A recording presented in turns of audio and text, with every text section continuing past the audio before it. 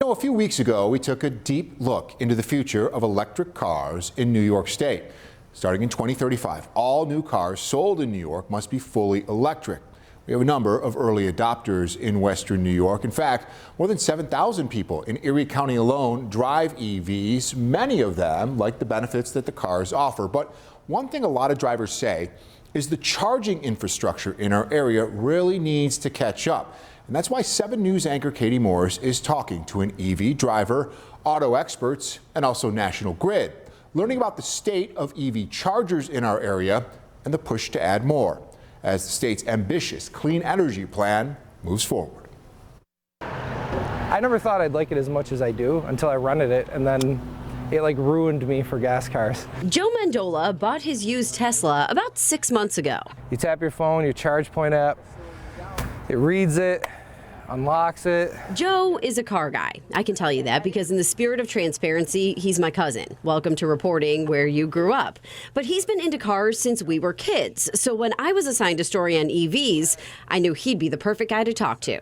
I'd compare it to a BMW 3 Series. I've had a couple of those. As far as how it handles on the road, it's all-wheel drive for the winters.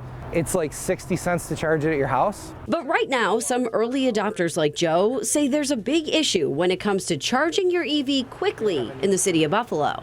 There's nothing around here. It's like a barren wasteland of fast chargers.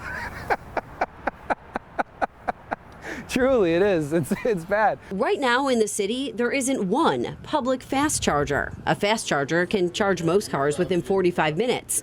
There are a number of level 2 chargers, but they take hours to fully charge a car. And then there's another issue. You'll never really know which ones are actually working until you get there. The app might tell you, but a lot of the time you get there, they're broken. That's a problem some say isn't unique to the city of Buffalo. We estimate 20-25% of the chargers, one way or the other, probably not in a position of full functionality. Paul Stasiak is the chair of the Niagara Frontier Auto Dealers Association. He works with a lot of dealers who sell EVs. They say right now, if you buy one, you probably have to plan to charge it at home because it's hard to rely on just public charging. There's not enough of them out there now. A lot of the ones that are out there are, these chargers, they're online, they've failed, they haven't been repaired. This site, PlugShare, shows you all of the chargers available in our area. In Buffalo, Cheektowaga, Niagara Falls, there's about 700 of them, but it doesn't mean that they're all working. So if we click on one of them, for example, the Western New York Welcome Center on Grand Island, you can pull up comments from users saying some of the chargers are broken.